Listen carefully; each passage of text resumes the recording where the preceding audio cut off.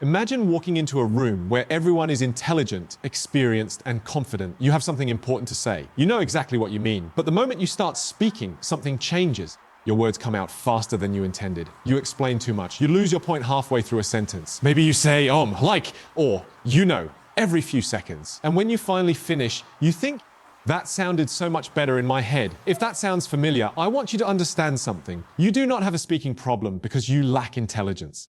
You probably have a speaking problem because nobody ever taught you how to organize your thoughts before you release them into the world. And that is good news, because speaking better is not some magical talent that certain people are born with. It is a system. And once you understand that system, you can become the person people actually want to listen to. In fact, the difference between an average speaker and an exceptional speaker is often surprisingly small. It is not a bigger vocabulary. It is not having the deepest voice. It is not knowing 1,000 impressive words. It is knowing what to say, what to remove, and when to stop. Think about the best communicator you know. When they speak, you rarely feel like they are trying to impress you. You feel like they understand you. That is the secret. Great communication is not about showing people how much you know. It is about making it easy for people to understand what you mean. And today, I want to give you a complete framework for doing exactly that. But before we get into the framework, let me tell you about one of the biggest mistakes people make when they try to become better speakers. They practice speaking. Sounds logical, right? If you want to speak better, speak more. But there is a problem. If you practice speaking without practicing thinking, you can become extremely good at speaking badly. You can become faster at rambling, more confident at over-explaining, more comfortable using filler words. So instead of starting with your mouth, we are going to start with your mind. The first principle is simple. Think in points, not paragraphs. Most people speak as if they are writing an essay in real time. Someone asks them a simple question. What do you think about this? And suddenly their brain opens 17 tabs. Well, I think there are a few different ways to look at it. Because if you consider what happened last year, and then there was also this other thing, and actually before that, you can almost watch the listener's attention leave the building. The problem isn't that the speaker has nothing to say. The problem is that they have too much to say. So here's the rule. Before you speak, ask yourself, what is my one main point? A 1, not 5, not 12, 1. Imagine you are handing someone a package.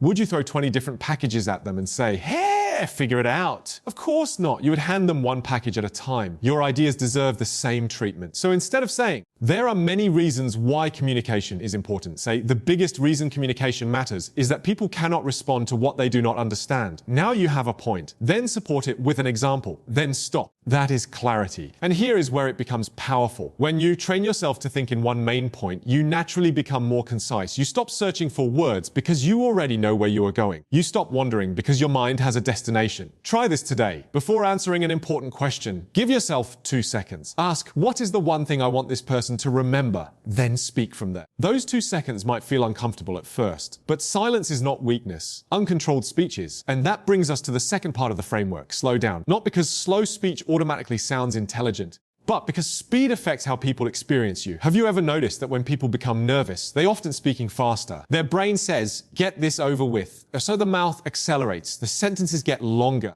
breathing gets shallower, and suddenly even a confident person sounds uncertain. Here is something fascinating. When you slow down, you create space for your words to land. Think about a great musician. They do not play every note as quickly as possible. They understand rhythm. Communication has rhythm too. There are moments when you speak, moments when you pause, moments when you emphasize, and moments when you let silence do the work. Try this. Instead of saying, I think the biggest mistake people make is trying to sound intelligent when actually they should just focus on being clear. Say, the biggest mistake people make, pause, is trying to sound intelligent. Pause. When they should really focus on being clear. The same idea, completely different experience. The pause gives the listener time to process, and it gives you time to think. That is why confident speakers often appear calmer than everyone else. They are not necessarily thinking faster. They are giving their thoughts more room. And you can practice this immediately. Take your next conversation and deliberately slow down by about 10%, not 50. You don't want to sound like you're narrating a documentary about a sleeping turtle. Just 10%. Finish your sentences. Breathe. Let important words breathe. And notice what happens. People may interrupt you less. You may feel less nervous. And most importantly, you may finally hear yourself thinking while you speak. But there is another problem that destroys clarity even when your ideas are good. You use too many words. This is the third principle. Cut the sentence before you think it needs cutting. One of the strongest communication skills you can develop is knowing when enough is enough. Imagine someone asks, why did you choose this job? You could say, well, honestly, there were a lot of different reasons, and I had been thinking about it for quite some time. And I suppose one of the main reasons was that I really wanted to do something that allowed me to. Or you could say, I wanted work that challenged me. Don't. Notice how powerful that sounds. Short doesn't mean shallow. Sometimes short means confident. Look at the difference between these two statements. I just kind of feel like maybe we should potentially think about changing the way we're doing this. Versus, I think we should change the way we're doing this. The second person isn't necessarily smarter. They are simply removing uncertainty from the sentence. This is one of the easiest ways to sound more articulate. Delete unnecessary words. Words like just, kind of, maybe, I guess, basically, and are not always bad. But when you use them constantly, they weaken your message. So here's a challenge. For the next 7 days, record yourself answering one question every day. Then listen back. Don't judge your voice. Don't judge your accent. Don't judge how you look. Listen only for unnecessary words. You will probably discover something uncomfortable. You say things you never realized you were saying. And that's actually fantastic because awareness comes before improvement. You cannot fix what you cannot hear. Now let's talk about something even more important because you can have perfect grammar, a strong vocabulary, and beautiful pronunciation and still be forgettable. Why? Because people don't remember information nearly as well as they remember pictures. This brings us to the fourth principle. Use stories and examples. Imagine I tell you, consistency is important, you understand it, but you probably won't remember it tomorrow. Now imagine I tell you about a person who practiced the same skill for 20 minutes every morning for 300 days. No dramatic transformation happened on day 1 or day 10 or even day 50. But after months, something strange happened. The skill that once required intense concentration became automatic. That is consistency. Now you can feel it. Stories turn abstract ideas into experiences. And you don't need to be a professional storyteller. You simply need to answer 3 questions. What happened? Why did it matter? What did you learn? That's it. For example, I used to think confident speakers never got nervous. Then I watched someone give a presentation while visibly nervous, but they spoke slowly and clearly anyway. That's when I realized confidence isn't the absence of nerves, it's the ability to communicate while the nerves are there. Suddenly, the lesson becomes human, and humans remember humans. So whenever you teach something, ask yourself, can I give them an example? If you can do it, because the fastest way to make an idea memorable is to give it a face. And now we arrive at the 5th principle. Stop trying to sound impressive. Try to make the other person feel understood. This might be the biggest shift you can make. A lot of people enter conversations thinking,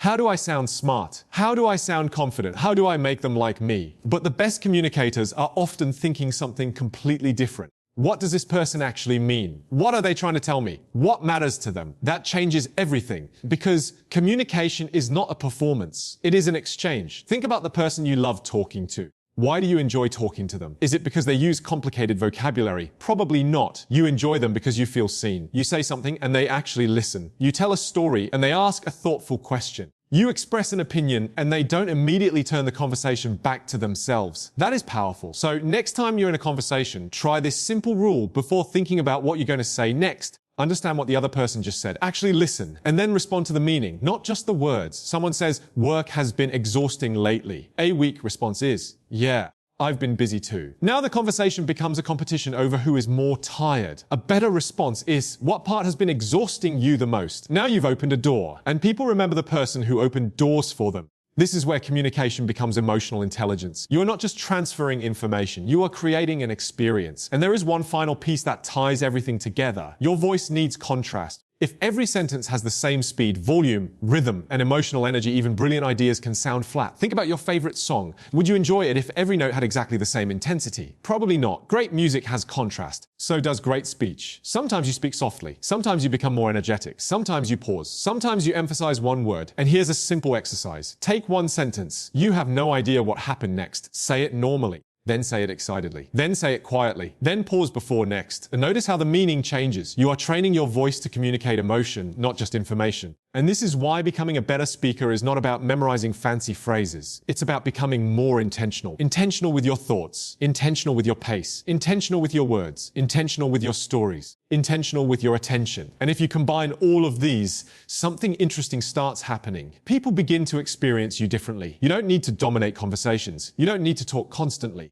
You don't need to prove how intelligent you are. You become clear. And clarity is magnetic. Think about the person who can explain a complicated idea in a way that makes you say, "Oh, now I get it." That person feels intelligent. Not because they used difficult words, because they made understanding feel easy. That is the standard I want you to chase. Don't ask, how can I sound smarter? Ask, how can I make this easier to understand? Don't ask, how can I talk more? Ask, what is the most important thing I need to say? Don't ask, how can I eliminate every pause? Ask, where can silence help my words land? And don't ask, how can I impress this person? Ask, how can I understand this person better? Because here's the truth. The world's best communicators aren't necessarily the people with the most words. They are the people who create the most meaning with the fewest words. So starting today, before an important conversation, remember this one point: slow down. Cut the unnecessary words, tell stories, and make the other person feel understood. Practice those 5 things for the next 30 days. Not perfectly, just consistently. You will stumble. You'll speak too fast sometimes. You'll ramble. You'll forget to pause. That's normal. The goal isn't to become a robot who communicates perfectly. The goal is to become someone who can think clearly enough to communicate intentionally. Because when your thoughts become clear, your words become clear. When your words become clear, people understand you. When people understand you, they trust you.